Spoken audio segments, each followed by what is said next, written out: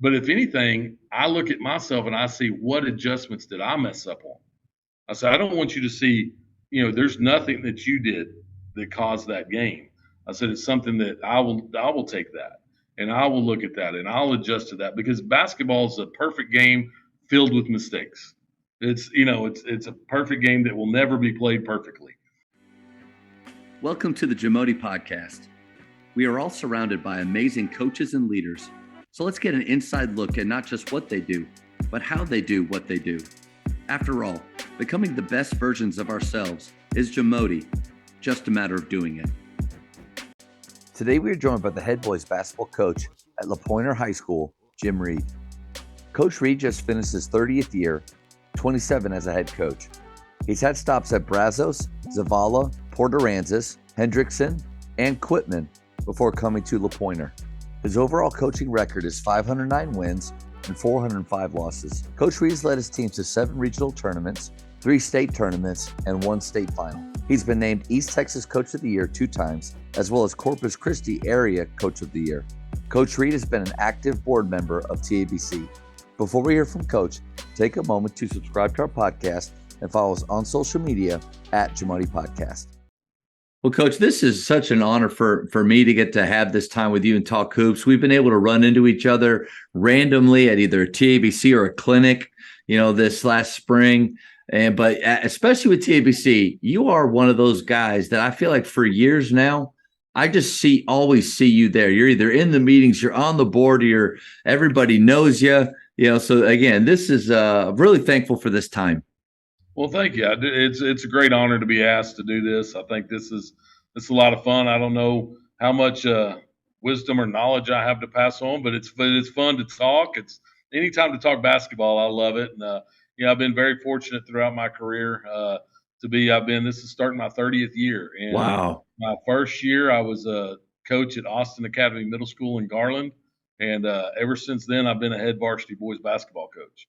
So I've been very, very blessed, been very fortunate. Had some guys take a leap on me early on and allow me when I was really young to get started. And I learned a lot. I thought I was John Wooden until, I had to learn how to put it out there. And I was like, well, maybe I don't know quite as much as I thought I did. I read the book. I have the pyramid. This is easy. And then... Yeah, exactly. I've read all the John Wooden books. But the thing that's so funny about him that a lot of people don't realize, he was at UCLA probably almost 20 years before he won a national championship. Not a lot of people talk about that part for sure. Yeah, that speaks a lot, to his way of being able to just keep going and keep going and keep going. You think the 10 national championships or whatever, and that's everybody knows, but there was almost 20 years right before that they weren't there, and So even one of the greatest coaches of all time, it took him a while. That process for him, he had some trial and error early on, figuring out his path. I think that's a good reminder for us, no matter how long we've been doing it, is that even the greatest, and you hear other stories like that, like John Gordon, how many times his books were refused and they weren't taken until the first one, and then it took off. But there's a lot of failure before that. Oh yeah, most definitely. I will definitely, I've been, like I said, I've been doing it for this. I've been a head coach for this is my 28th year. I was, the first year I wasn't, and the 1 year I was assistant principal, and I was very fortunate at Port Aransas. We had a lot of success, but we got to the state tournament one time, and then I had never been back. And then these last 2 years, so I'm hoping I can, now maybe it's that same deal. Now it'll start taking off, and I can get there a few more times, right? If I'm doing that math right, you just did your 20 years, and now you've got a good 10 ahead of you. That's it. I wasn't in one spot, though. Yeah. It's not that guys can't do it. They just don't stick around long enough to get those 10 years. That's it. Right, exactly. So I already talked about how you've been a part of TABC for so long. I would imagine being on the board and being in those meetings, being around so many great coaches that are involved with TABC, that you've seen a lot of outstanding leaders. What are 3 characteristics that you would say most, and there's probably more than 3, but if we could narrow it down to 3 that most great coaches have? Yeah, and that's it's one of those things. I think one of the biggest things is adaptability. I Hmm. think I we all have our certain style that we like as far as what we like to do, whether it be in basketball or whether it be in the classroom or whether it be if you're a principal, if you're a business leader, you have those ideas that you want to implement and you want to get going, but then a lot of it's the people that you're associated with. And sometimes, just like people, I remember listening to Buzz Williams talk one time about the different ways that he speaks at timeouts to his players. Hmm. That he has different learners. He has a visual learner, and he has a learner that is physical. That actually they almost have to kind of in a little bitty span, kind of show them where they're supposed to go. And then he has some that's it's auditory, and Yeah. so he really focuses on trying to hit all three of those in a timeout. And I think that just shows that everybody has a different learning style. Everybody has a different way in which they work the best. And I think as the leader, it's one of our jobs to be able to adapt what we're doing to get the best out of people in their learning style. So I think that's a big piece. I think, speaking about John Wooden a little bit earlier, I think the piece where having faith in what you're doing is the right thing, and it may take a little bit longer to get it done than what you had planned. And I think that's I was with my dad, and so we were my dad was a very successful coach, and I see what he did in a short amount of time, and I want that same stuff for me, but it didn't work out that way. It's Yeah. taken a lot longer to do that, but I think being able to stick to itiveness is more, just being able to do that. I think, a good leader is able to do that. And I think, building those relationships where all of that kind of works together, where, coaching today is such a volatile profession. Yeah. There's so many things that, social media to, we face people that, feel entitled to certain things. So there's a lot of different things coming at us, and being able to juggle those and have those relationships with people that, one of the greatest things you can do is, if you have somebody that is not happy, but helping them understand why you're doing something a certain way. They may not agree with the actual outcome, but they understand what's going on, and it's for the best. We're not trying to do what's the best for me, what's the best for one kid, what's the best for one employee. We're trying to do the best for everything. So Yeah. those are some of the things that I think a good leader has, and I've noticed that, like I said, in TABC, and been fortunate to be being part of that for so long. And TABC's changed over the years. I remember when my dad was first in on it, and Alton Ballard was the president of it, was the head of it, and and it's obviously changed so much since then. And but it's still changing. It's still morphing. There's different needs and things that we have, and TABC I think is really one of those things that's willing to do that. And sometimes change is hard, but Yeah. we do move forward. The first one that you talked about, adaptability, I would imagine there's a majority of coaches when they hear that, they go, like that. Mhm. Because as a head coach, man, what's a characteristic that we typically, don't have is adaptability. We typically know the way we want things done, and we hold these standards. And obviously you're using that term not just with your players and on the floor. You talked about with other people and everything. Let's just say you got a coach, maybe like myself about 8-9 years ago, that struggles with that. They think they have their style of play, that that their way is the right way. What's some advice for coaches to grow in their adaptability? Well, I think being open minded is one. That's one thing that you have to be open minded and look. I mean, the style I like to play with, I like to push the ball, I like to run, I like to press, I like to do pressure defense. One of the places that I was at, there were actually two of them.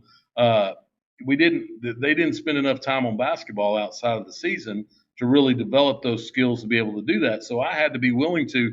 I remember one. I felt like, and this is no knock on anything. I felt like a football coach calling a play every single time we had the ball. It's like, can we huddle up at half court? Can y'all let us huddle I up and need call a 45 play? seconds right It's like, yeah, I mean, now. but I felt like that, and Yeah. so I had to, and I didn't like it. I Yeah. mean, we were averaging probably 30, 40 points a game. And, it was what we had to do that to stay in games. And so it was a very difficult situation, but I had to be willing to do that and learn how to do that. And like I said, it was something that was out of my comfort zone. And that was probably after I'd been coaching almost 20 years, I had to make that change. And so, like I said, it's not something that is easy to do. Yeah. You got to be willing to do it. And once again, like I said, having the best of the overall program in mind as far as what works the best. I could do it one way and say, hey, no, this kid's going to go score 40 points a game, and we score 45 as a team and we lose. Yeah. Or I can say, no, this kid, I had a kid last year that probably could have gone for 25, 30 points a game, but he held himself to about 18 points a game and was able to. Now we had 4 starters that averaged double figures, and now it's harder to guard. And he was willing to make that sacrifice for the team. We were able to score a lot of points, but he was able to. They weren't able to just to focus on one player, and he developed all the other players. I think that's something that as far as a leader on the court or a leader, you make other people better. You don't just make yourself better. And that was one thing that this player was able to really do is Cooper Gracie, who really was able to develop that and really take a step back and understand it. It was hard for him at first. I mean, we were scoring 80, 90 points a game, and I was telling him, look, the best thing about this is we're scoring 90 points, and nobody has scored 20. Not one player on the team. Yeah, that's 20. Great balance right there. And so I said, that's a great thing. Yeah. But of course, every kid wants to be the one to go score 30. I think he did it like once or twice is all the whole year. And so that being willing to do that and being able to convince somebody to be able to do that, I think that's a big piece of it. And to your point too, TJ Rosine said that awareness is a superpower. I think as coaches, we need to be aware of like that stick with itness is a huge attribute. And you need to have that as a coach, that ability, but then the awareness to know that when you're crossing the line over just to being stubborn, like you're just being stubborn. And what's the reason for that? Well, it's my way, my system. They're going to do what I want. I think that open-mindedness, like you talked about, and having the awareness to know where that line is, know when you've crossed it. And to your point, always circle back to, is this the best thing for the team?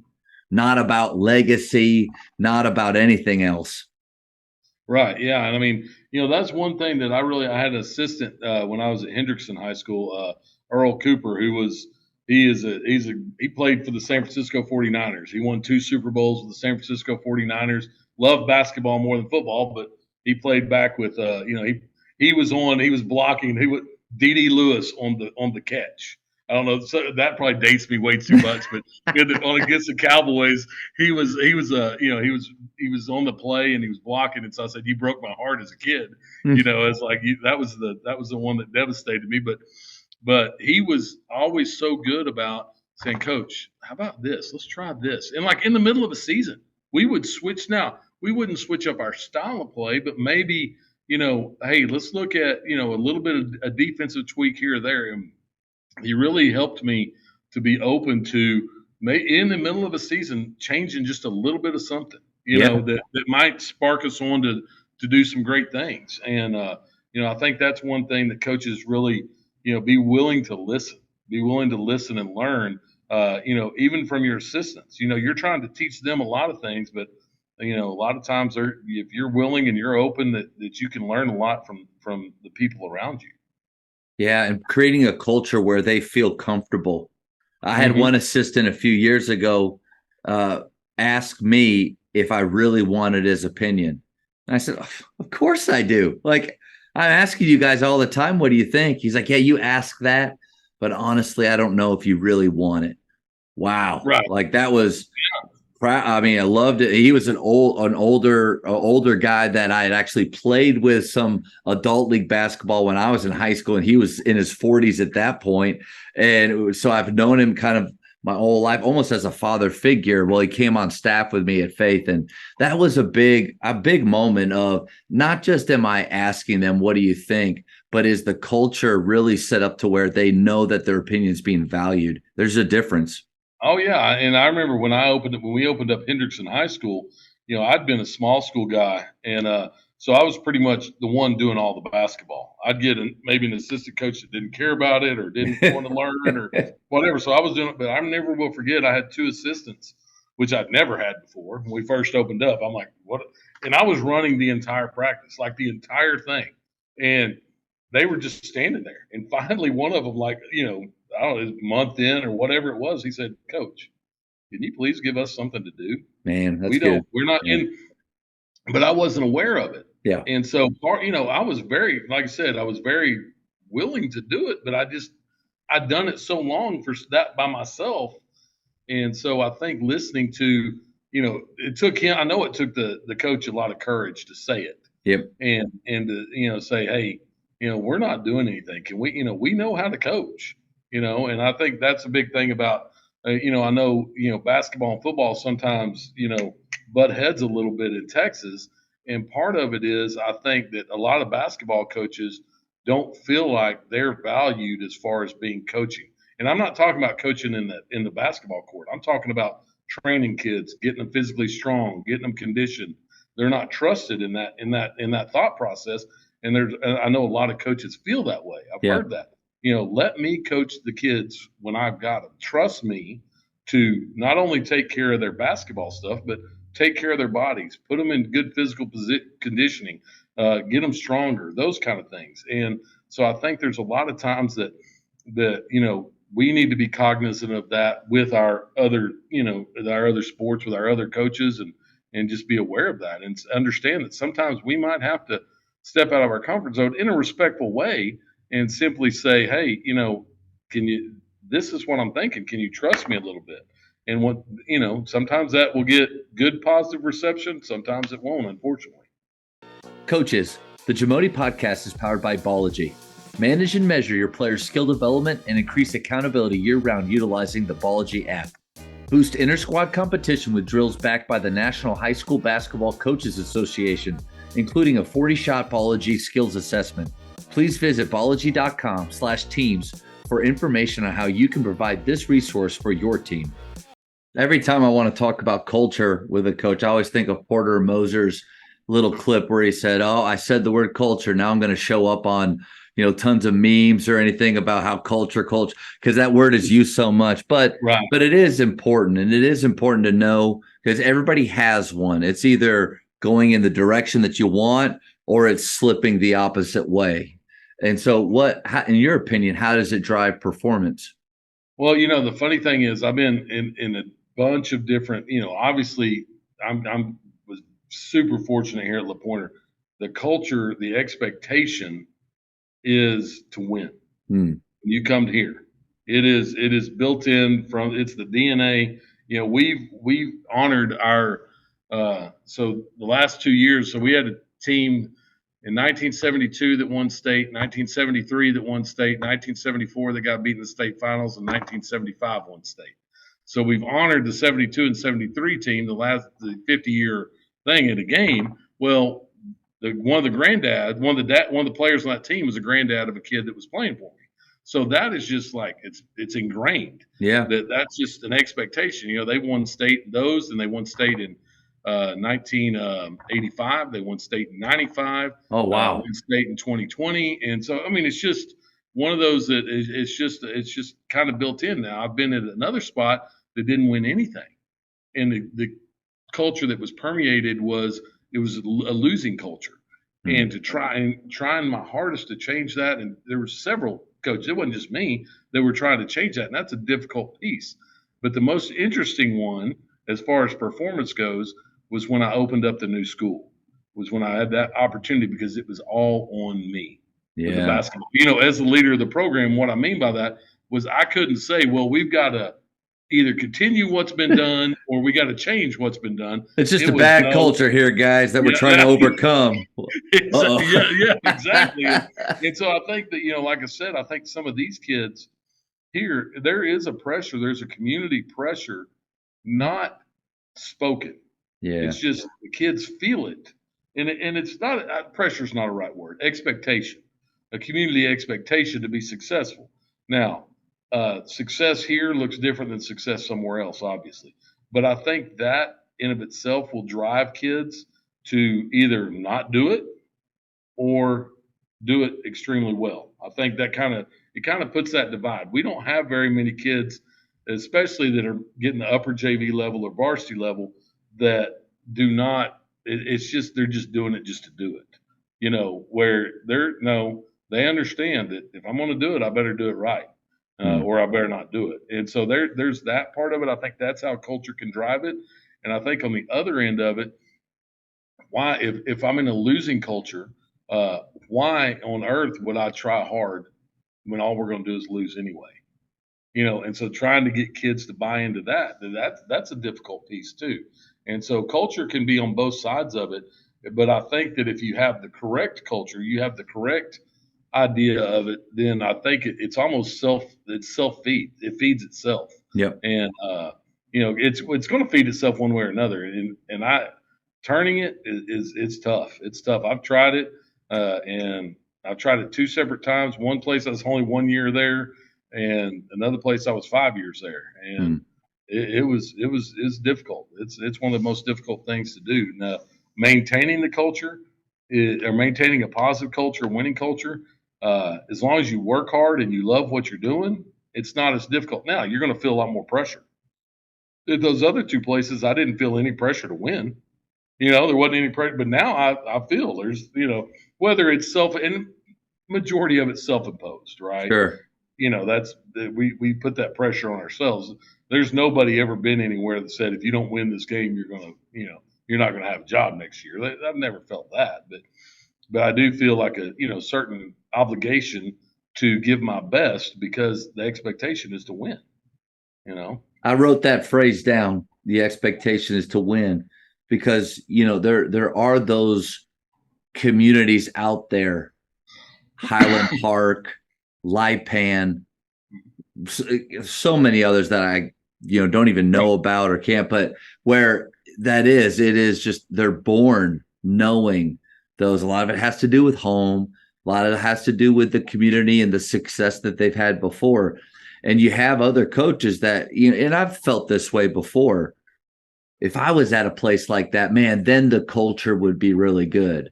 To your point of being kind of on both sides of it, let's say you are going either into a place where it's been bad, or you realize that there needs to be a shift at your own school.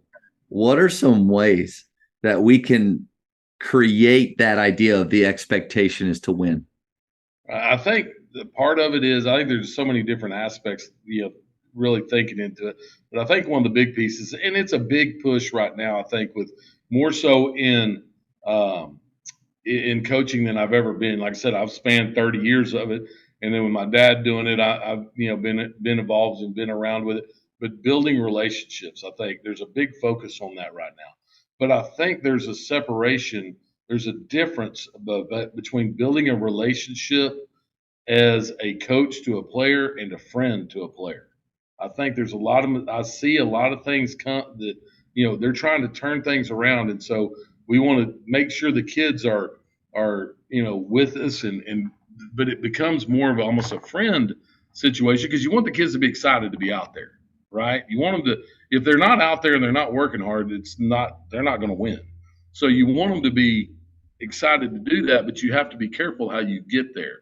How do you get there? Do you get there by being their buddy and rah-rah and being on their side all the time? And then there's going to be inevitably going to become a time when you've got to make a decision that's tough. Yeah. And they're going to be like, well, my friend wouldn't make that decision. No, your friend wouldn't make that decision. Your coach would make that decision. And then all of a sudden now the dynamic switches. So that's a hard piece. But I think building that relationship and a lot, like I said, it goes back to the flipping stuff. I don't know if you ever heard flipping. Always, he does stuff with with schools about greet them at the door and always be. It's a different environment in a classroom than on the basketball court. Sometimes I know that the kids see me in class and they'll say you're not like that on the basketball court. Players, I'm like, no, I'm not. It's a little different scenario, but But and I really looked over my years, probably the last 5 or 6 years, and really like, why is that? Why am I'm never their buddy. I'm never, and it's not that I'm trying to distance myself from them, but I looked and I thought and I thought and I thought, and I realized that when I started coaching, my first year coaching was 1994, 95. There were no cell phones, none at all. And so the reason, and that's not speaking of how the kids are on phones. That doesn't speak to that at all. But when we took a kid on a bus and we took them 2 hours away to play a basketball game and we drove them back to the school, we were their parent. Yeah. We were the ones that were in charge because their parents couldn't be on the phone with them. Their parents couldn't track them. Their parents couldn't tell how fast the bus was going. Their parents couldn't be in contact. So we were the ones. So at a young age, at 24, I'm their parent. And I got 17, 18-year-old kids that I'm having to, I'm only 6 years older than them, but I've got to have that parent role. So I was taught that kind of was ingrained in me as a coach early. So that's just the way I developed over the years. And then now, a lot of the younger coaches that have been at it for 2-3 years, they don't know how to be the parent because they're basically just a sponsor sometimes, and in the way that the kids' parents know exactly where they are. They're on the phone with them. They know when to get there. Yeah. And instead of saying, I remember how many itineraries I'd give out, an itinerary of where we're going to be, what time we're going to do this and that, and I'd say, okay, we're going to be back by the school at this time.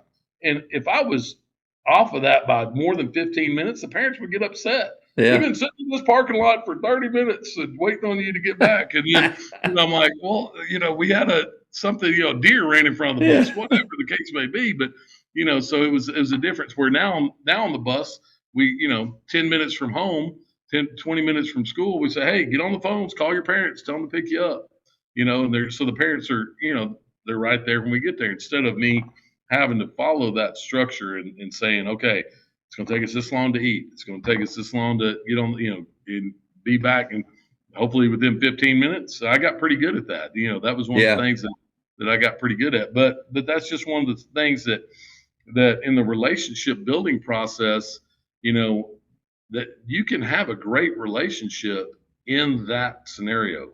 Some people don't think that you can, but you can have a great relationship as somebody with a kid in that way, because a lot of kids crave that. There's a lot of kids that don't have that in their life.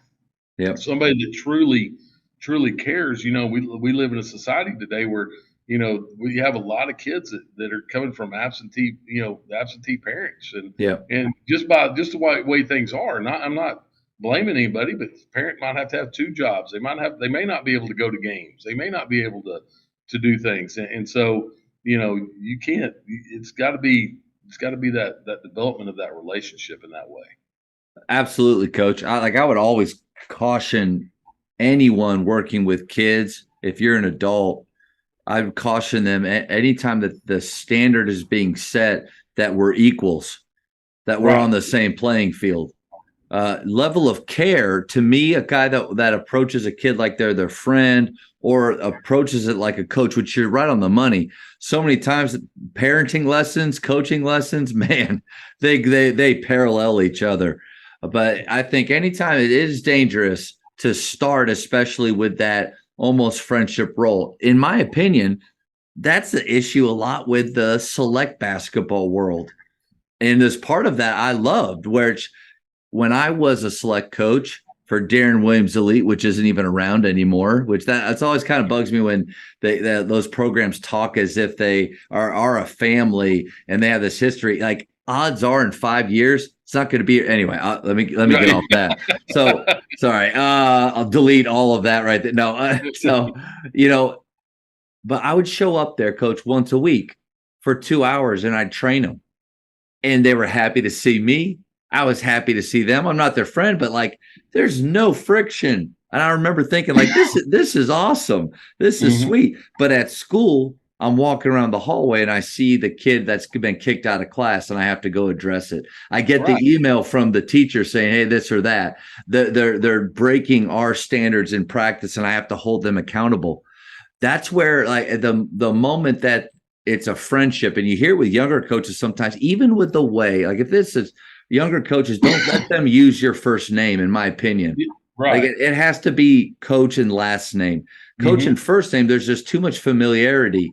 And then I'm sorry for talking so long, but I also think back to my first year, year 2000, going into my first team meeting with Dave Bliss at Baylor.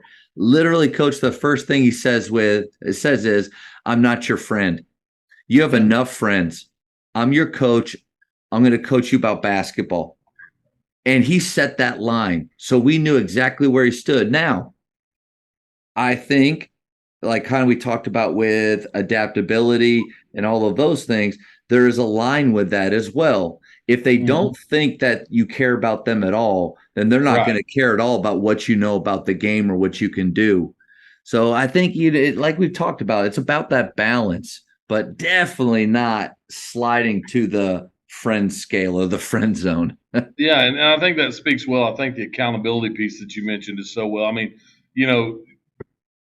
AAU and high school basketball sometimes, or select league, kind of has a little bit of a friction sometimes, but I think that's probably what, speaking from the high school coach, and you kind of alluded to this, there's no accountability on select. It's those two hours a week or whatever the practice is. It doesn't matter what the grades are in school. It doesn't matter how they're acting in school. They love me and I love them. They were great, and I had no clue if they were turds or not. Right, and so on the other end of it, we got to factor in all that kind of stuff. So but we can't get the kids. There's things that select can do that we can't. If we have a legitimate kid that we feel like can play at that next level, we can't get them the look, the exposure that it select can, because our season's going on at the same time the college season is going on. And so now the elite ones, they'll make Rodney Terry, he'll leave practice, get on the plane, and go visit a kid for that elite kid. But for a kid that's just maybe they're not gonna take away from their season. Yeah, to do that, and that's completely understandable. So we got to figure out. We work hand in hand with that. But a big piece to that culture, I think, is getting that relationship, going back to the culture. Yeah, is developing those relationships, encouraging the kids. And I think a big thing is, if you truly believe in what you're doing and you love what you're doing, I think that'll permeate to the kids. I think I know that, this is one thing. I go back to my first year as a head coach. We were playing a team. We were terrible. Oh my gosh. We were 6-20. We were 6-24 that year. We were playing, so there's 2 games in district. We won 2 district basketball games. The first one, somehow I convinced the other coach, to play his home district game at the Summit in front of the Rockets game. I don't know how I did that, but I convinced him, because we're going to play in front of the Rockets. You know how they do those dreams, whatever. So we did that, and our game goes into overtime, and the Rockets people are trying we got to get off the court. And people are saying, "I'm sorry, this is a district game. We can't quit." Anyway, they're playing the old Seattle Supersonics that night. But the funny thing about it was that was with Gary Payton and Sean Kemp, and those. They came out in the Seattle Supersonics in their warm-up, sat on the front row and watched the overtime of the game. Oh, if I was a kid playing that, I would have never forgotten that. Yeah. And we won that game in overtime. And then the other one was, though, we were playing – they were ranked in the top – I think they were ranked in the top 15. It was a team in the district. And the coach that was knew my dad and was he knew that he was a great coach. And so this was my first year coaching. So he went into that game. I could see it on his face. He had a little bit of a little fearful, and that permeated his whole team. And we won that game by like 20 points over a ranked team, and we won 6 games all year. But that's showing you what kids, how they respond to the leader. And ever since after that game, those kids went on a roll and had a great, went several rounds in the playoffs. But that just kind of speaks to the kids. If you believe in it, loving it, they're going to buy into it, and they're going to be more successful than they probably would have been otherwise. Coaches, we are all searching for ways to better evaluate players in order to give meaningful feedback. Over 15 years ago, I put together a test called the Jamodi Skill Rating.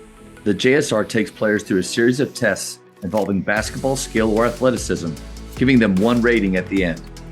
Their JSR rating will give you clarity on what needs to be discussed with players and parents on areas they need to focus on improving. I test our players at least 4 times each year. They're able to compete against each other, past players' scores, and most importantly, their past performances.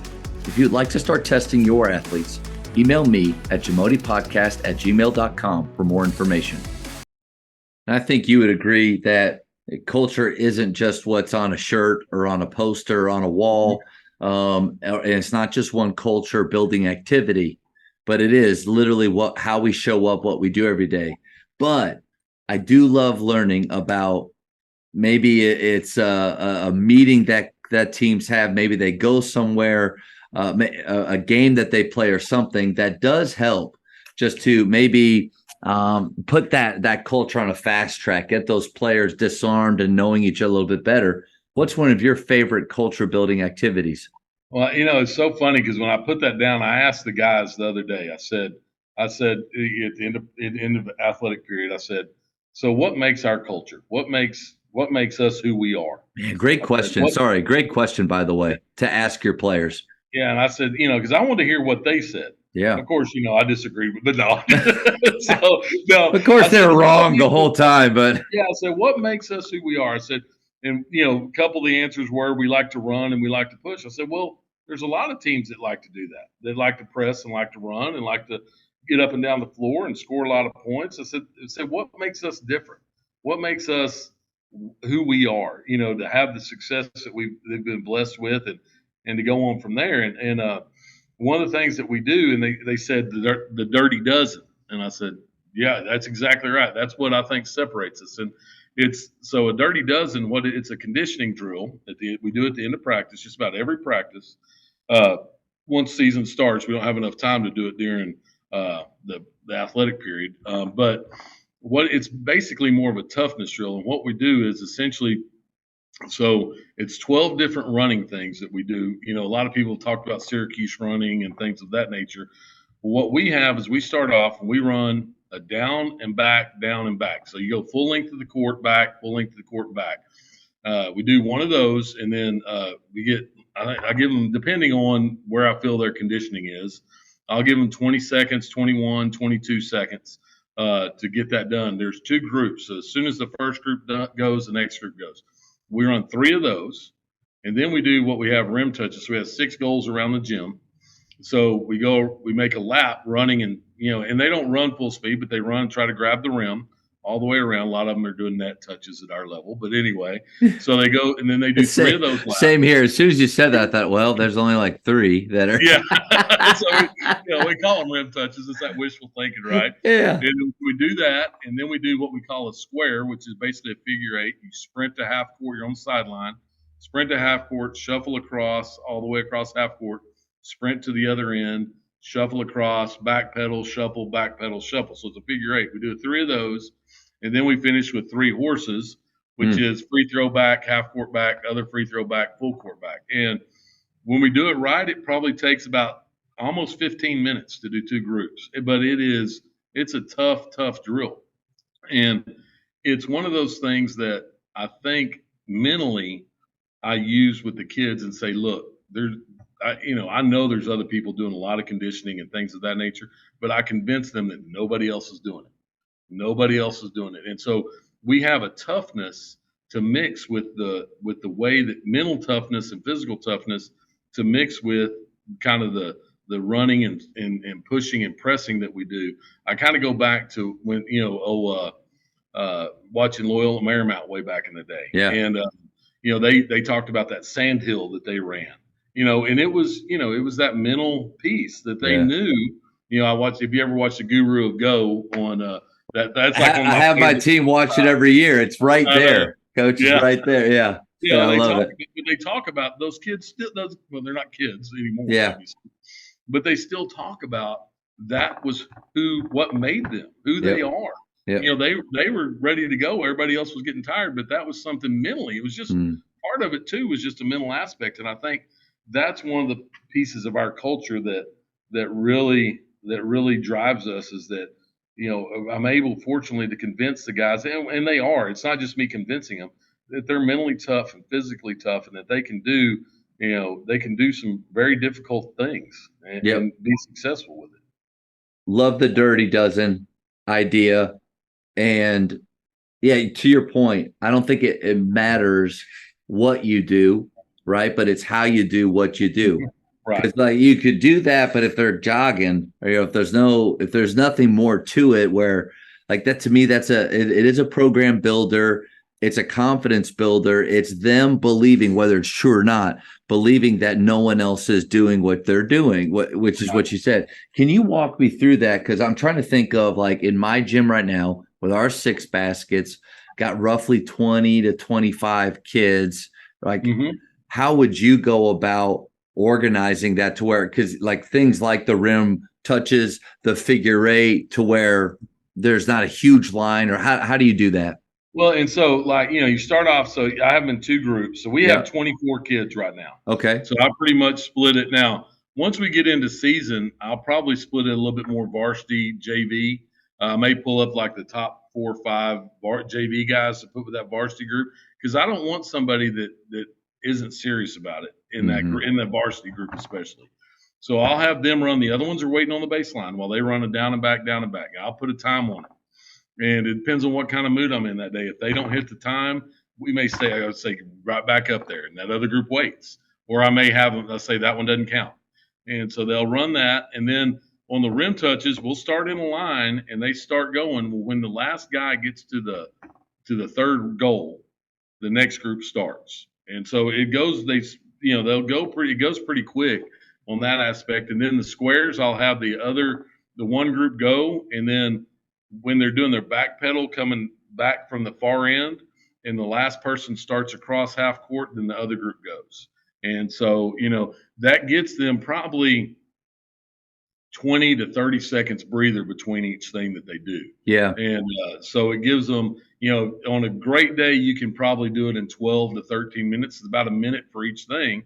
And so, like I said, it's one of those that, it's kind of hard to describe, but you do have a group waiting, but they're catching their breath.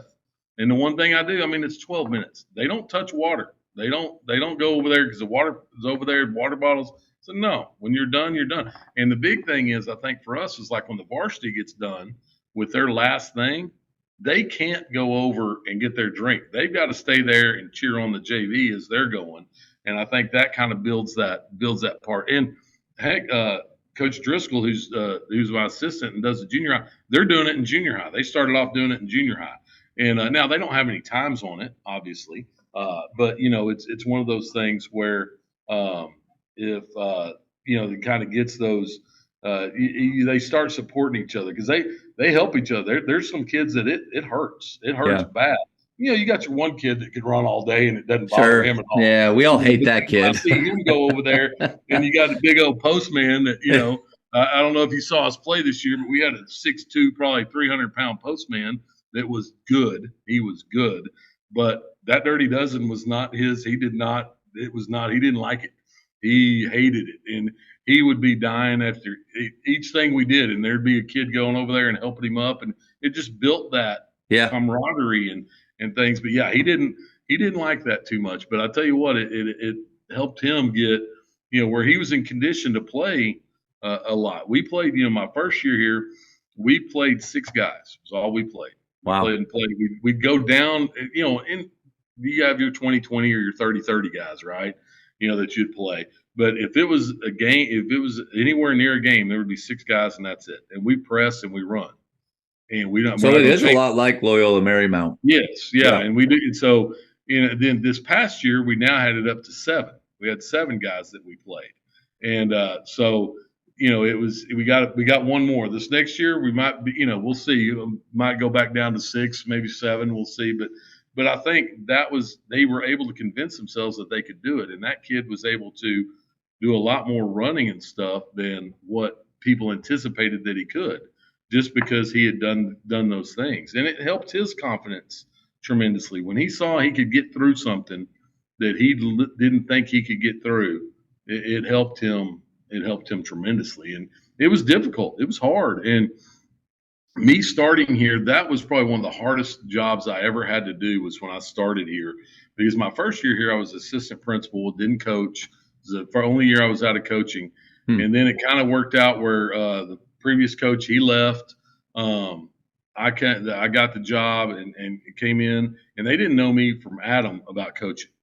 And that coach had been here for 15, I think he'd been the head coach for 15 years. So Wow. I'm dealing with 16-year-old kids that the only thing they remembered was that coach. And they were very successful. So it took them a long time to believe in me and buy in that I knew what I was doing. And that was probably one of the hardest things that I ever had to do. But once they finally believed in me, and that was part of the stick to itiveness, going to stick to it. We're going to do these things.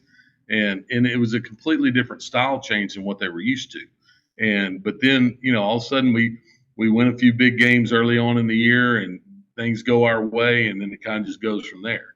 But that was a difficult part, and that Dirty Dozen, I think, it really helped them get over that hump. I'm so glad that you shared that. I was having a talk with Ryan Wall, Coach Wall's son, and he's at Texarkana, and he was talking about how, because they press off of misses, which is really interesting to hear. We do that too. We try to do that. Try to do that all the time too. He was talking about the conditioning, how they build it up in the fall to the season, and I've kind of gone back and forth where there's years where in the fall it's just all skill work, building our offensive base, very little conditioning at all, with the idea that when the season starts, we'll build our legs. And then there's times during the year I'm like, golly, we're just not in the shape we need to be, and I don't want to run them right now. So I think building their legs in the I might start with the Dirty Dozen, but like the Dirty Four, and then the Dirty Eight, and because all you got, just keep doubling it, right? Or adding one, and but weekly building it up to where I think then when the season starts, I can just focus on our consistency and our efficiency rather than our legs. That's good. Right. Yeah, and that is that part. We build in. Our part of our stuff that we built in is we have these breaks that are built into our schedule that we can take advantage of them to get their legs back. And what I mean by that is, we have a fall break. Our school has a fall break, and it's this year. It's last year. It was the week before we started after school practice. So that gave them. Now this year it's 2 weeks before, but still the same situation. They get a week away. They get to go then we'll take Thanksgiving. We'll play we'll try to play Monday, Tuesday of Thanksgiving. Then I'll give them the rest of the week off. Nice. And then we take a little bit longer over Christmas. We don't have to take just the 5 days. That's the advantage of not having football, because I don't have to wait till November. If you're at a really good place, December, till you get your kids. So, those coaches are having to work out on Saturdays. We don't ever work out on Saturdays. Those kids are having to work out Saturdays. They're having to work out Thanksgiving. They're having to work out Christmas. They're having to do all that. We'll play games. We play a game on this year on our schedule on December 19th. And our next game is at the Whataburger tournament it's not the Whataburger anymore, but December 28th. I'm going to give them from the end of that game on the 19th, and we'll come back on the 27th. Wow. And do a little shoot around. So I'll give them that amount of time, and that kind of builds in that part. We're very fortunate to have that. I never will forget my first year at Zavala. I'd come from Brazos, where I didn't get my kids during the athletic period, during basketball season. They were in the weight room. I got them after school, and that was it. So I was working out 2 hours after school every day. We were working out every Saturday. And Saturday practices were 3-4 hours. I mean, I was trying to get everything going. And then, Thanksgiving, we worked out every day on Thanksgiving. We had open gym on Thanksgiving Day. If we had a chance to work out, we did. Well, then I tried to go to Zavala that next year. We didn't have football. And so I started with the first day of school. I had that same mentality. Yeah. And at Christmas time, they were done. I mean, they were burned out. They were done. It was like, we were good in November. But when it came to January, it was like, I had to really rethink things and do things a little differently. But yeah, it taught me that when you're at a school that, they're playing basketball a lot, and that's one thing too. A lot of people talk about, building skill and things of that nature, and do a lot of skill work, at that clinic there in Central Heights. Danny Henderson talked about, how they work their skill work every day. we like what we did today. Today was just because I felt like we needed it. We did a refresher on all our defensive stuff. We did, and everything's full court. Yeah. We don't do anything in the half court like our defensive drills, defensive one-on-one shuffles, with defensive one-on-one with the ball. We did trap drill, and then we did which is it turns into a full court because it's 2-on-1. I'll inbound the ball. There'll be a guy guarding me as the inbound and a guy guarding the ball. I mean, guarding the offensive player, and he'll get open. I'll throw it to him, and they got to trap him. They get the whole court to do it, and they got to get a trap. If the offense turns it over, they got push-ups. If the defense lets them get a shot off, they got push-ups. If the offensive guy gets in a trap, it's nothing. The defense and the offense both win because I'm trying to teach the offense not to turn the ball over. I said, even if you get in a trap, you can pivot out of it. It's not football. They can't tackle you. Yeah. Right. You're not giving them the ball. Yep. It never fails. Offensive guy will just dribble out of bounds. I'm like, what are you doing?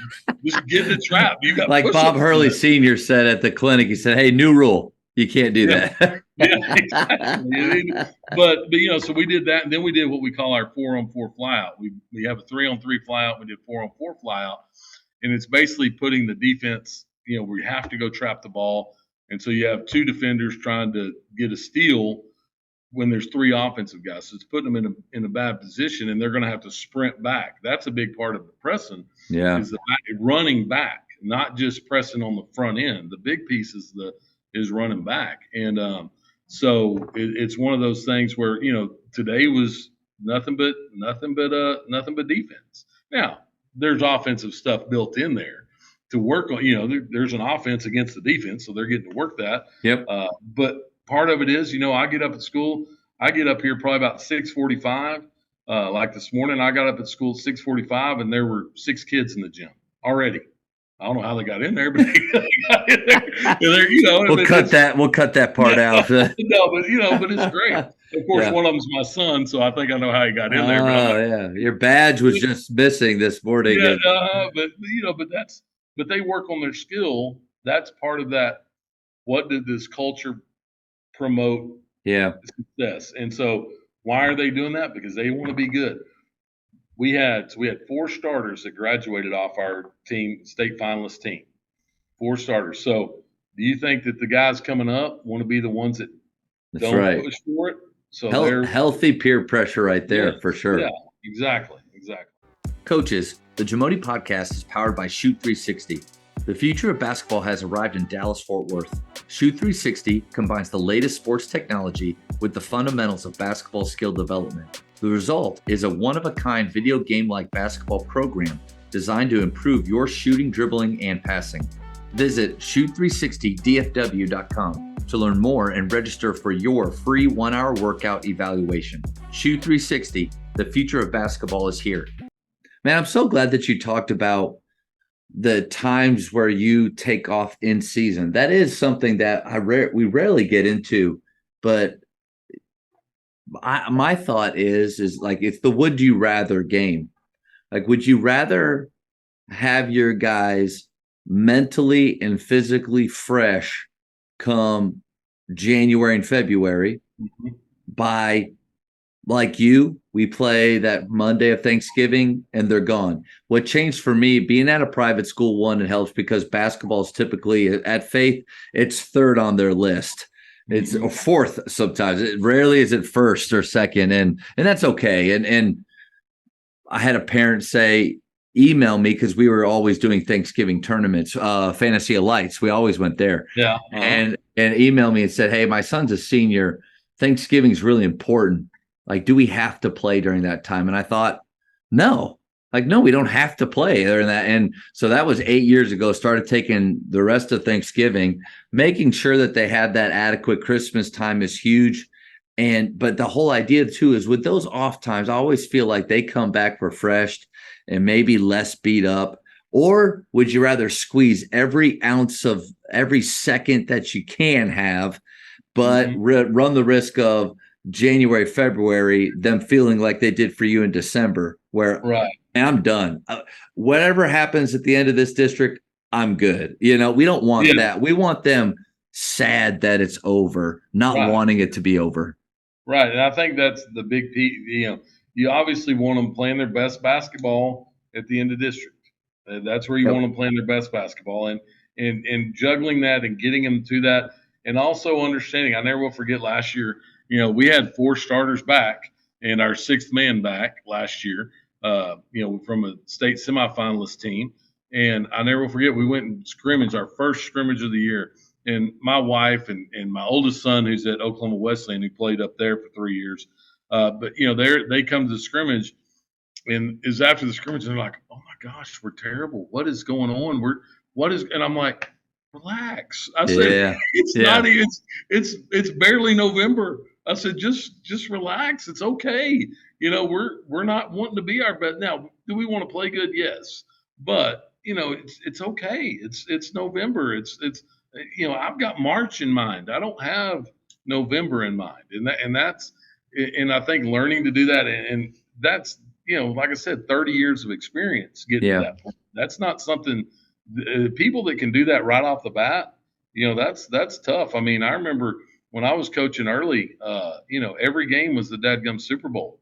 And now that, like I said, that's not putting an emphasis on we don't really care what happens. No, we do.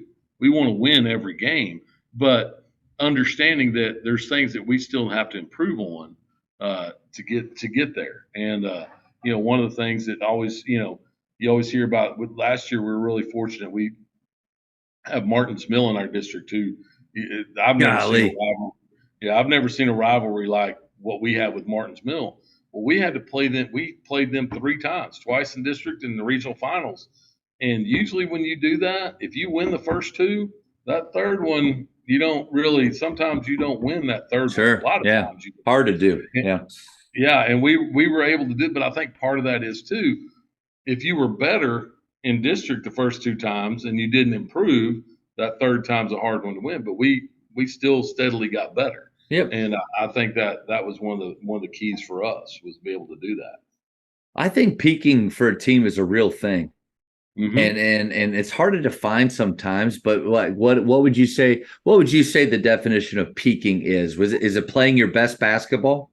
I think part of it is how it all comes together. Yeah. Because you can have a player individually that may play their best basketball in December, but as a team, you play your best basketball in January. Yeah. And so I think it's kind of a culmination of everything coming together, knowing how to go. I mean, we played 40 games 2 years ago. We played 41 games this past year, and those kids knew each other. They knew how to go. And so it was, we didn't always play our best, but we knew what to expect out of everybody. Once you get that piece, I think that kind of is peaking. And it can come really quick in a school like ours. We could peak too early really easily. I think that's the danger. Last year, we had a really nice senior group, and early in November, we were playing well and playing with some teams.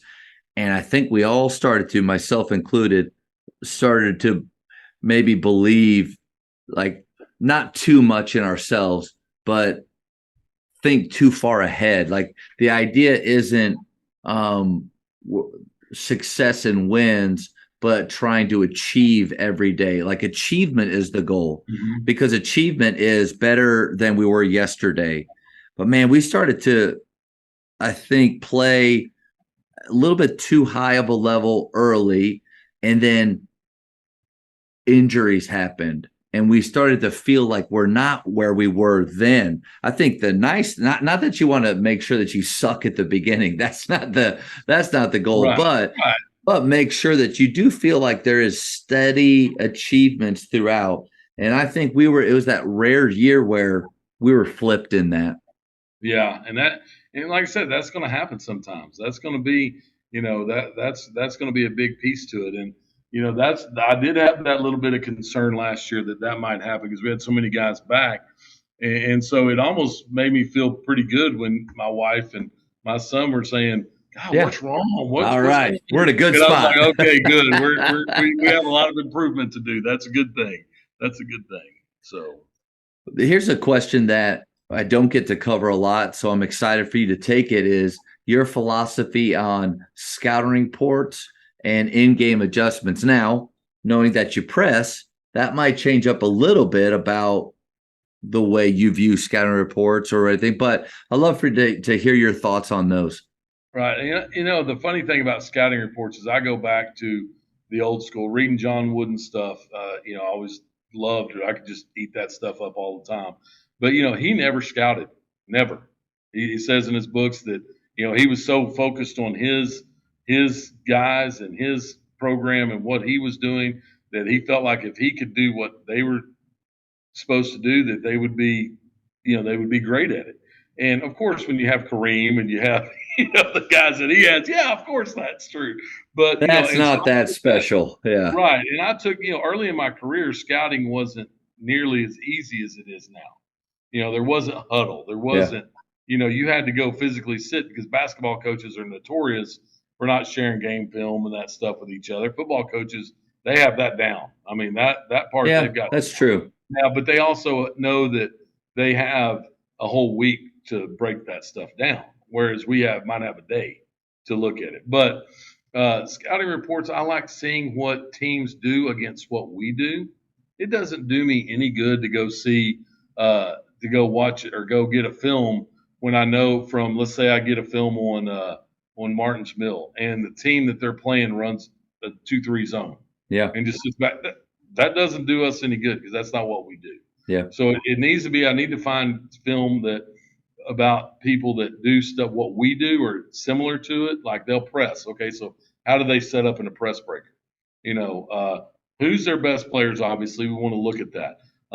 But there's a few players, and Martin's Mill has one of them. There's a few players where we'll say, all right, this kid, we can't let him breathe. But everything else, well, let's just play our game. If he scores 40 and we win, that's okay. All right. Now, if he scores 40 and we lose by 20, there's a problem there. Yeah. But as far as the scouting piece, I think, knowing kind of what they do against us, who their players are. I don't spend an extraordinary amount of time breaking film down as far as like looking at opponents. Once again, I'm more focused on. I do take the John Wooden approach. I'm more focused on what we do. We'll watch film and try to get some of that. As much film as a lot of people watch, we probably don't watch nearly as much as some do. I'm more doing it on the court, adjusting things of that nature, in-game adjustments. I think that for some reason I have a little bit of. I don't know if it's. I can see it and I can adjust. I mean, one of the last two games, the state semifinal game against Clarendon and the state final game against Lipan, against Clarendon, we were down 20 points in the first half, and we come back and we cut it to 5, and we have the ball twice with under 2 minutes to go, and had the ball twice. So we had an opportunity that we didn't quite get. Lipan, we were down 19 points in the first half. We come back and we cut it, and we actually took the lead in that game. We took the lead with probably about 4 or 5 minutes to go in the game, and I still have only watched the first 2.5 quarters of that game, which was basically the last 2 days. Yeah. I haven't watched. It's just hard for me to watch because I know we took the lead and we lost it, and we made like I told the guys because we're watching it with the guys, and I was like, look, I said this is painful. I said it's painful for me. It's painful for you. Now, would every other team in the state wanted to be where we were and lost that game? Yes. I said, because they didn't get there. I said, it's painful, but I don't want you to think that it was any one thing that you did because there were some timely turnovers. There were some timely missed shots. There were some timely breakdowns on defense that it was basically we had the ball down 2 with 30 seconds left, and we turned it over. And I was like trying to tell the kids, that's not why we lost. I said, but if anything, I look at myself and I see what adjustments did I mess up on. I said, I don't want you to see there's nothing that you did that caused that game. I said it's something that I will take that and I will look at that and I'll adjust to that because basketball is a perfect game filled with mistakes. It's a perfect game that will never be played perfectly, and so the mistakes are going to happen. That stuff, a blown layup in the first quarter, you never know what that's going to turn out to in the fourth quarter in a 1 point game. Yep.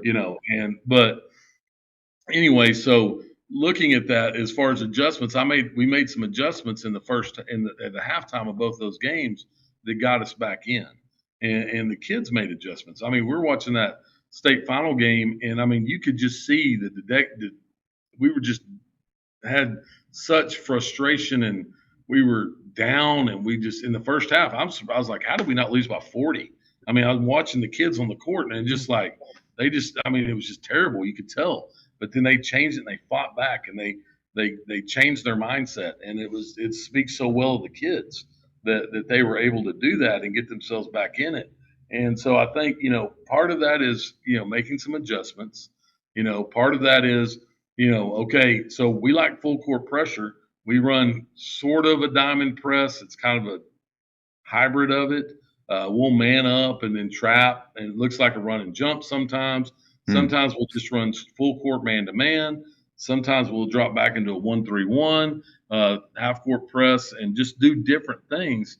Have just little adjustments that we make throughout the game, and I think that that we do a good thing. Now offensively, it's still whoever can put the ball in the hole. You got to put them in a place to be able to do that. Yeah. And if the other team knows that this guy's the one that puts the ball in the hole, they're going to do everything they can to stop that. So you got to be able to combat that kind of stuff. And but it was one of those things where I think making in-game adjustments, whether it be defensively, offensively, personnel-wise, I think that's another thing. We had a kid that came off the bench in the state final game, and I mean, he just gave us a spark. He scored 10 points, I think, all in the second half. And a sophomore kid that came off the bench, and so being able to go with him and trust him a little bit more in that role. And it was so funny. I still remember it. You very rarely hear the fans or pay attention to the fans and the coach, where you don't admit you do, right? Yeah, right. It was so funny. This kid was playing great. He really was, but I could tell there was a little bit. I don't know if it was a little fatigue or so. I just felt it was time to get him out of the game for just a minute or two. Just give him a little breather. I put somebody in for him, and I could audibly hear our fans groan at the state final game. I could audibly. It's across the gym. It wasn't even behind me. It was across the gym. I could literally. He's like, calm down, please. Yeah, but it was one of those things where and he got a little break. It might have even been 30 seconds to a minute. Just got and then went back in. And but it was so funny because it's one of those things where I think that's the responsibility that coaches feel, is that there's so many people invested in what we do. It's a game. Yeah, it's just a game. But man, when you put a jersey on that has the town name on it or the school name on it, people are invested in it, especially if you're successful. And so, yeah, they live and die, and it means a lot to them. It does. And so, if you kind of weigh that in your decision-making process, it can get kind of heavy. But I've seen coaches, I don't care what anybody thinks. This is what I'm going to do. Well, that you really can't do that. You really, I mean, it's not, you don't change what you do because somebody has a different opinion than you, but you have to be open. You have to hear things and look at your team. Okay. Does it, I never will forget, my dad would come to my games as a young coach, and he'd say, man, you need to do this. And I'd get so mad at him. I'm like, you haven't been to one practice. You haven't been all you do is you see the game. And then I'd try it, and dadgum if it didn't work. That would, I'm like, yeah, how does he know that? He hadn't been in the game, in a practice. And so that would always frustrate me. But I kind of learned, I think, from then to kind of listen and have some open ears about things. And that doesn't mean you do every whim that everybody has, but you're able to look at it objectively and see what can help improve the team. I want to celebrate you on a couple things. One, you gave the credit to your players when they were down 19 and came back and made a great run to take the lead. Yes, it's their effort, That doesn't happen though without a great culture, like a culture that you helped instill and put in there. And I also want to celebrate you on taking the ownership of the loss. I think I can't even remember like who I heard that from or how many different coaches have talked about, but I do think it's an important lesson or an idea for our players to know is that when they win, it's because of all of them, and when we lose, it's my fault. You take that off. There was a coach here at Faith a few years ago that I overheard him talking. He's not here anymore. Overheard Right. him talking to other coaches and teachers about how if the kids would just do what they were told, we would win, like putting it all on them. And it was just kind of a reminder for me that even though I might think that, and there might be some truth to that, like we're not executing the way that we're capable of, but ultimately for them, we take that pressure off. Losses are all our fault. Wins are all because of you. Man, talk about a culture builder throughout the year that, again, probably allows your guys not to quit when they're down 19, right? Yeah, I think so. And then on the other side of that, just help them to understand that yeah, they're gonna make mistakes, to be accountable for their mistakes, but understand one play. That's the hardest thing, right? In basketball, you see the one play at the end of the game, and that's why we lost. No, or that's why we won. No, we Yeah. know how many plays are there in basketball, right? I mean, that happened. I remember I was looking the other day at I hadn't watched the film yet, but they have the play by play on paper that they give you after the end. So I was just reading through that and just the lap hand 2 points, lap hand 2 points, lap hand 3 points. You missed free throw, made all the way down. I'm reading it, and then then all of a sudden I start seeing a change, and I start seeing that and you see it on paper, and you're like so there's all these different little things that happen throughout a basketball game that you want kids to be accountable for, but also understanding that part of it is they don't want to. I don't want ever the responsibility to a kid feel like I'm the reason we lost. Yeah. Or on the other side of it too, I don't ever want them to get big headed and say I'm the reason we won, because it is a team sport. Yeah. If you're out there golfing, yeah, okay, I'm the reason we lost. That's I'm the all reason you. I lost. That's I'm all the you. reason I won. But when you're in a team sport, it's all hands on deck, and getting those kids that buy in. I was talking to kids. We were watching film, and of course there were only 3 kids that played in that game that we've got this year, and I was like, look, you guys that are in this room, there's 12 guys in the room watching that film. I said, what you guys got to understand is that number one, if you didn't even suit up for this game, you had a part in this game. You had a part in us getting here, whether it was in practice, whether it was filling up water bottles, whether it was, whatever the thing, you had a part in this, and helping them understand and getting that part of it, that it's the whole thing, put Yep. it together. And so I think that kind of, I'm hoping that kind of helps them out moving forward. And I do want to add one thing to my point, because as soon as I was done, I thought, man, I left out like a huge piece. Mhm. I think it's there when they win, it's because of them, the team, not just one. Right. When they lose, it's because of us, with the exception of lack of effort. Right. Yeah. Because if effort's not there, then yeah, like we need to have a serious talk about excellence. What we're trying to achieve every day. But when it does, because we've all had those losses where, golly, they played their tails off.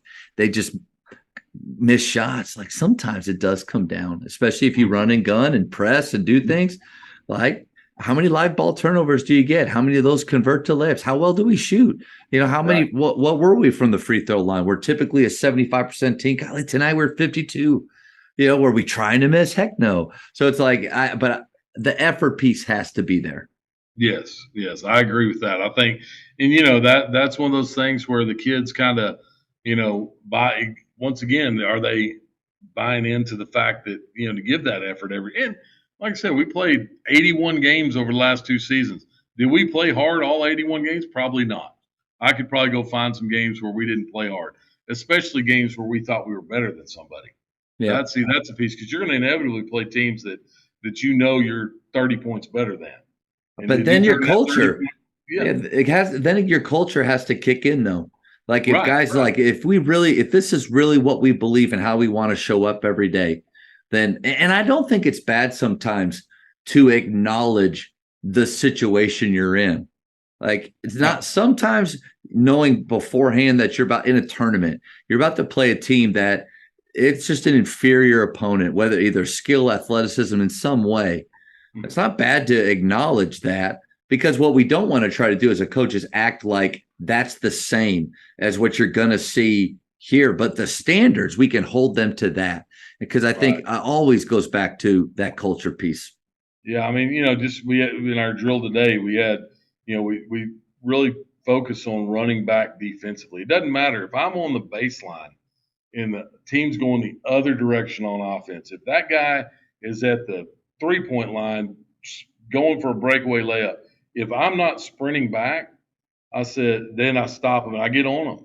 And I say, look, and I'll say, I know it's August.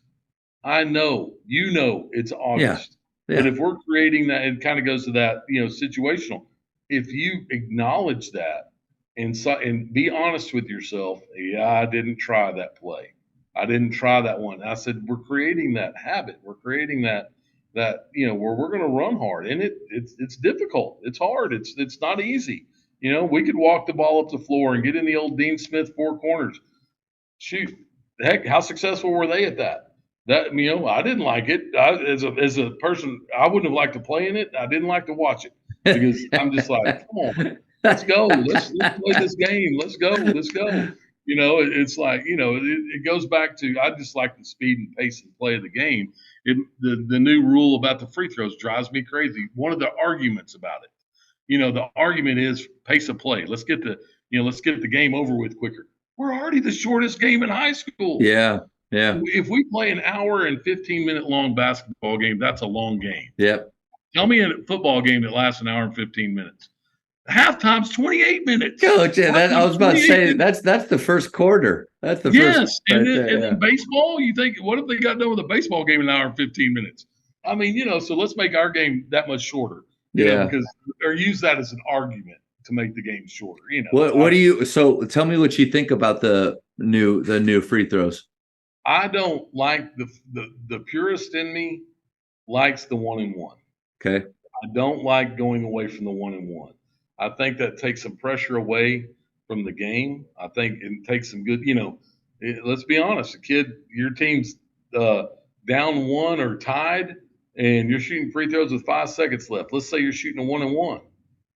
There's a lot more. If you're shooting 2, not as much pressure. Definitely affects the fourth quarter and end of games, no doubt. And I think now the other side of it is it's going to bring it almost brings in-game situations into every quarter. Because let's say you have 3 fouls and there's 15 seconds left to go. You can get a foul, stop play, reset, not let them get a good shot. Not let them have that shot at the end of the quarter. Yeah.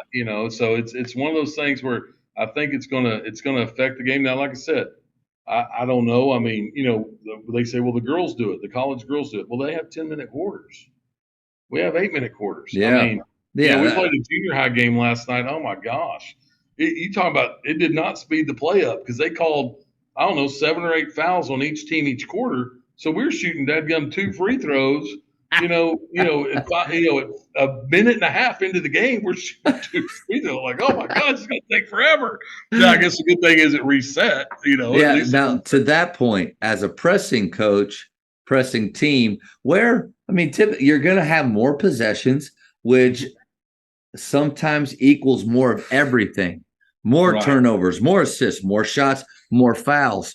Right. Do you think it will be advantageous to have it roll back to 0 again, being a press? I think so. I think that once again, though, it depends. Sometimes you want your opponent shooting free throws because they can't shoot.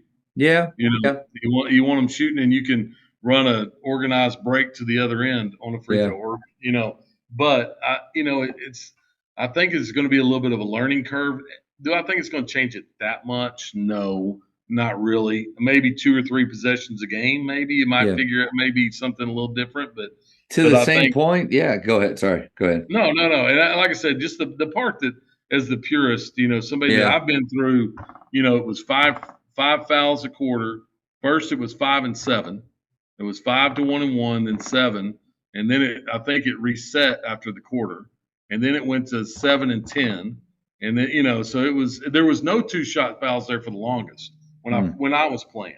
Everything was a 1 and 1 except for a shooting foul. Yeah. And so it was, I date myself. I go back my first 2 years in high school, we didn't have a 3-point line.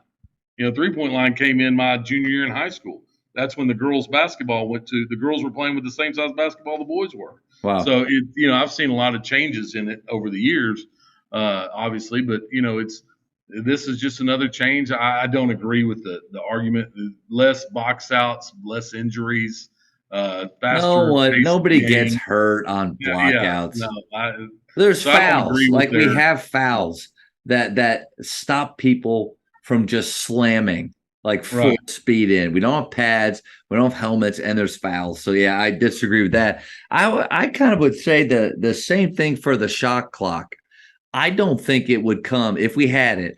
I don't think it would come into play nearly as much as people think, because the SPC got it, and we played at the Cistercian tournament last year with the shot clock. 4 games, less than 3 shot clock violations in over 4 games. Just didn't really affect it. Like not many people out there are holding the ball like Daryl Kraft at McKinney North would do. Yeah, and I think that it kind of goes into that. If they, I don't think it's feasible to implement it in the small schools. We don't have people. Our superintendent keeps our book. Yeah, she loves basketball. She keeps our book. Then we have a second grade teacher that keeps the clock. That's been doing it forever. And then, who would we get to run a shot clock the right way? Yep. You know what I'm saying? Who would we get to be able to do that? To do it the right way? Then the other thing comes to, okay, would we make the same mistake college made when they put it in? They put in a 45-second shot clock. So what did everybody do? They sat back in the paint for 30 seconds. Yep. And then, so what happened to the scoring? It plummeted. And then they finally found a good number to keep it at, where the scoring now has gone back up. I haven't looked at, I couldn't tell you exactly statistics, but I know that was a big piece. They thought the shot clock would speed up the game. Well, they put so much time on it that it slowed the game. I mean, as far as point-wise, it didn't create more offense. It created less offense. Yeah. And then when they finally got it right, now the scoring average is going up, which I think that's part of it. I think that's part of the game. The kids that play basketball are so much more skilled than whenever I played back in the 80s. I mean, we were, we had some skilled people, but nothing like where they have. I do believe the internet plays a large part of that. The fact that you can just, I tell kids nowadays, you have zero. I used to have to take Pistol Pete's homework basketball VHS tapes and play it, pause it, go to my garage, work on something, come back, play it, pause it. It took a long time, or go to camps to learn new things. Right. On their phones, they just have so much. The not invention of skill trainers, because they're around when I played, but there weren't many of them. But now the fact that you really can go, how big select ball is, how they're playing year round more, and how the game has evolved to more pace and space. And I agree with you, the skill of players. What do you think about this? What if instead of having a 3-man crew, you would have a 2-man crew with a third that is dedicated to doing the shot clock? Do you think that would be good, or would you rather the 3-man crew, no shot clock? I guess I'm getting at one. What's your opinion on it? Right. The 2-man crew versus the 3-man crew. I mean, if there's solid officials, I don't think there's too much of a difference. Nope. If they're solid officials, I think if they're not experienced, I think sometimes you get, you might have 2 solid officials and one that's not very good, or one that's a new official, so to speak. So it kind of, that might be a little bit, but But if you have two solid officials, that doesn't bother me. We're going to put pressure defense on, so the fewer eyes on us, the better. That's true. That's true. That's Guys, listen, there's only 4 eyes. You can use your hands a lot. Yeah, exactly. It's like, we're definitely going to be bodying a lot more and that kind of stuff. But, but it's I think it would have to be somebody that would be trained in using the shot clock. But also, there's some schools that don't have the capability financially to get some of that stuff in. I mean, I think it's a process that would take. Do I think 6A, 5A should have it? Yeah, I think it'd be great. I think it'd be great for the game because what's the argument? What's the argument to have the shot clock? Well, the guys, Calipari and Rodney Terry and all those big time college guys are saying, the guys from Texas aren't used to playing with the shot clock when they come into college. Well, where are those guys coming from? 5A and 6A majority. Yeah. There might be a few other guys. So, but the kid from LaPoynor is not going to go play at Kentucky very often, and so that argument doesn't mix with us. But I do understand that argument to a certain extent for the kids that are going to use it. Yeah, I mean, let's first put it in. I don't know. We played a lot of select stuff this summer. We had a little LaPoynor team that would go play select, in Dallas and play those big teams, and we never want to play with the shot clock. Yeah. I mean, why don't they put it in that first? Yeah. Isn't that what the purpose of that select really is, to go to college, right? Isn't that what the big push is we're getting these kids ready and getting them exposed? Well, then why don't we put the shot clock in that first and see how that works? Well, because they put parents on the clock that are and to your point, it's way more. It's not as easy as just saying get a shot clock. Right. It's way more to it, or else everybody would do it.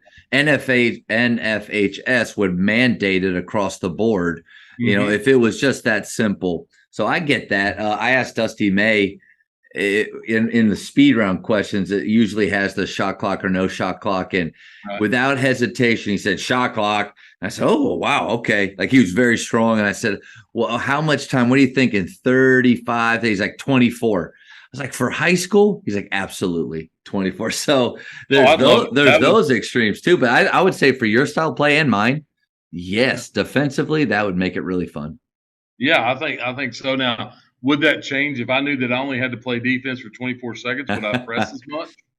Soft, maybe less of I'm trying to create just an end of a possession from them to more junk it up, take 15 seconds off of that, get back. More like what I would think Loyola Marymount did, which is they were pressing hard until they felt like they couldn't get a steal, and then they sucked right back in and waited for you to shoot it.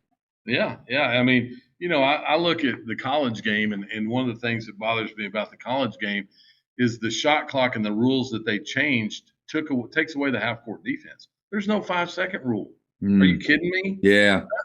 So you get a kid that can just sit back there. Just back it down. Give me a 5-second call. Keep that.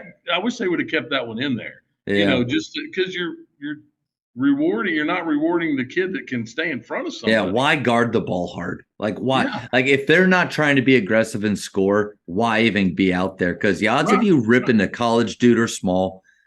And unless you're pressuring him enough to take his vision away because he's trying to do something, why guard him when he's just doing that? Yeah.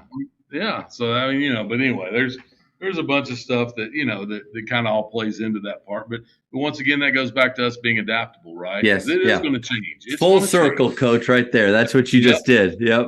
It is going to change. The Jamodi podcast is powered by Sideline Interactive. Sideline Interactive is the leading manufacturer for high-quality, innovative scoring tables and LED video display boards that help coaches and schools bring more excitement to fans, create huge fundraising opportunities, and make their jobs easier. Visit sidelineinteractive.com to check out their amazing products. Hey, man, I want to get we've almost been going for an hour and a half. I told you it was going to feel fast. Yeah, that's all right. Yeah, no worries. I want to get the speed round in so that all of those guys that think that they know you, they're really going to know you. You ready? Okay. All right. Favorite ice cream flavor? Oh, my gosh. Right now it's chocolate chip. Blue belt back in the day with cookies and cream. I think I switched. Yeah, I'm getting old. My tastes are going, the old school chocolate chip. I like that. Greatest shooter of all time. Ooh, greatest shooter of all time. Now, are we talking shooter or scorer? Because that's two different things, right? Ooh, wow. You Okay, know, let's take it both directions. Let's go shooter uh, first. best shooter probably. It's hard to argue against Curry. Yep. It's really hard to argue against him of what he's able to do and how he's able to get that shot up. Best scorer of all time, I'm going to go old school with Pistol Pete. He's probably the greatest scorer of all time. I mean, Man. you can't Yep. argue against his numbers, right? I Yeah. mean, Without a 3-point line. yeah, Yep. yeah, you can't argue against that.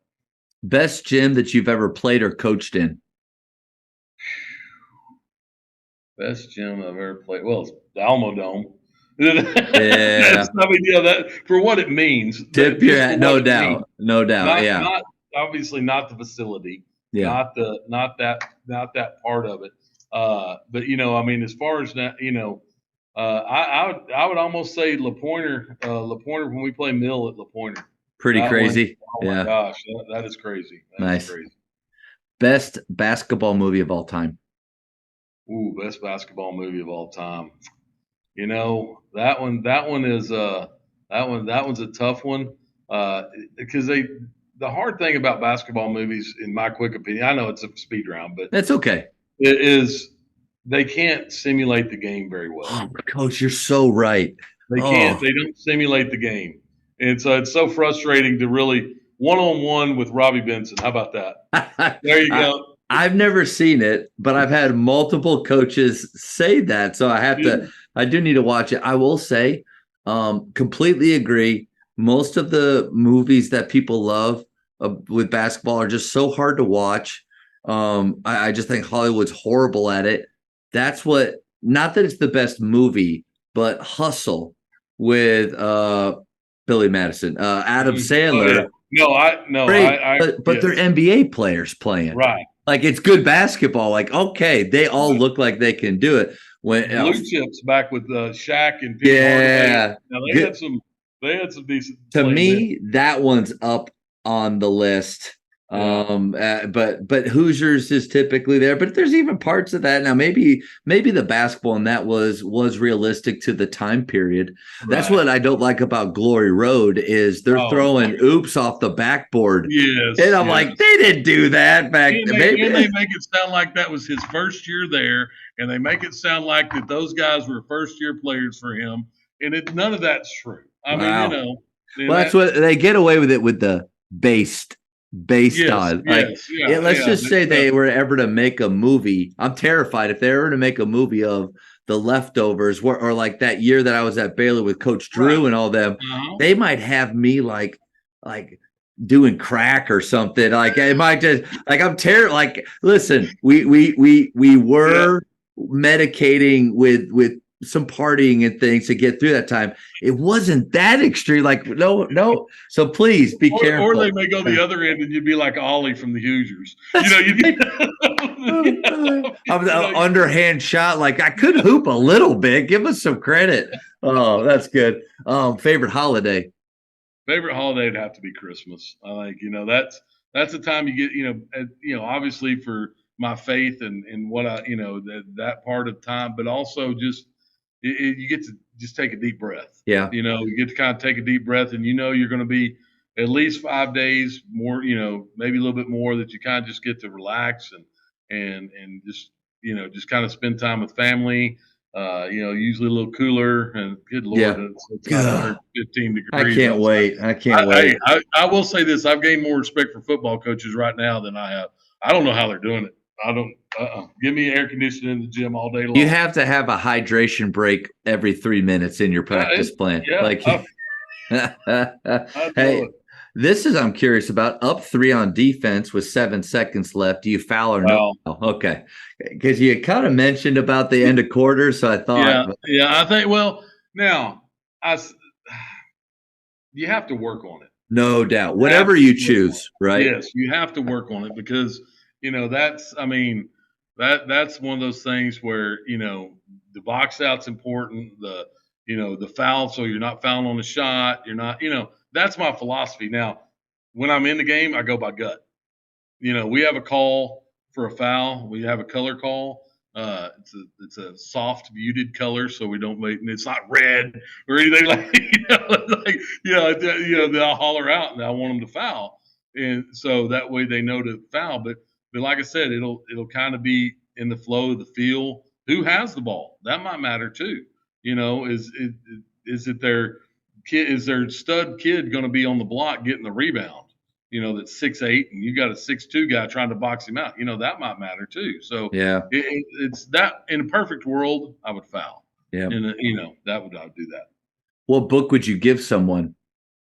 One of the best books I've ever read. I don't know. I mean, it was big, probably 15 years ago or something. Is Teammates Matter? Alan Williams. Yep. That was a good one. Gosh, why can't I remember the one? Do you know what the book was originally called? No, I do not. Yeah, it was called Life at the End of the Bench because he'll walk on it. Was it Wake Forest or was it Wake Forest? It was Wake Forest. It's a walk on there. So I read that book as that. And then one day I was at McKinney. I go into my cubby hole in the teacher's lounge, and there's all books and everybody's. I pull it out. It's Teammates Matter. I'm like, oh, that's cool. And I look at Alan Williams. I know that name. I started looking through. It's like but it's perfect for teams and things. Yeah, Love that book. Yep, I like that one. And then what is the 7 things the about John Wooden? It's the one that he Pat. I think it's Pat Williams. Yeah, wrote it, and it's 7 things that John Wooden's dad gave him a piece of paper that he put in his wallet that he wrote 7 things that he should always do. And wow, so that was a really good one. Coach, last one. Probably the most important in basketball. Who is the GOAT?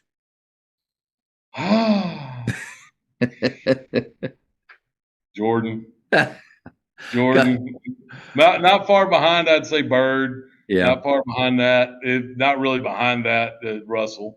Yeah. I mean, but that dates me too. I mean, I don't. It is a lot about the era that you were. I don't get into the NBA as much today. Yeah. I just don't. I don't.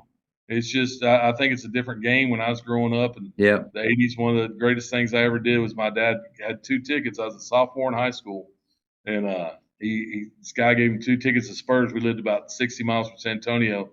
He said, "Here, I want you to go take your buddy, go watch a game." It was the Spurs and the Celtics, 1986. So that was Bird, Johnson, Parrish, Hale, the whole bunch. And so 9th row center at center court. And talk about how times have changed. So me and my buddy were watching, and Bird goes, he has a great game. But, so we go down at halftime. We walk down on the court and walk under the basket. And we're at half, of course you would never There's do no that security. Now. There's no No. And the Celtics come out, and we're standing under the Celtics goal. And they come out like right passes. They're all – and that's when I realized how big – those, like Bird, I'm like, good Lord, this guy's huge. Yeah. And they start shooting and we're rebounding for them. And that was and that was just like, oh, that's incredible. That was probably one of the greatest. So that puts me in, that's why it's my favorite. That's where we grew up, right? It's when you grow up that, it's the best music. It's the best, everything. Yeah. And then, when you grow up, you have those fond memories. And I think that's what we as coaches want to do. We want this time for these kids to be some of their best, fondest memories. Yeah. And let's not rob that from them, right? Right. I mean, like I told them, I said, if I was talking to the guy that said, if we could play 10 years in a row in the state finals and know I'm going to lose it 10 years in a row, man, what a great experience, right? Let's go play it. Let's go do it because it's such a great thing. And it's just I want those kids to have those memories. I got to play against Shaq twice in high school. So I have those memories. We graduated the same year, and so that was how'd that go for you, Coach? It was. There's a lot of funny stories about it. I outscored him one game. I will say that. Let's go. But not many people can say that. We played him in the Hemisphere Arena the first time we played him in front of the Spurs game. And I'll just say the goals were nobody in our rim. We could jump up and grab the rim, but nobody could break it away. So I think he breathed on it, and it was just.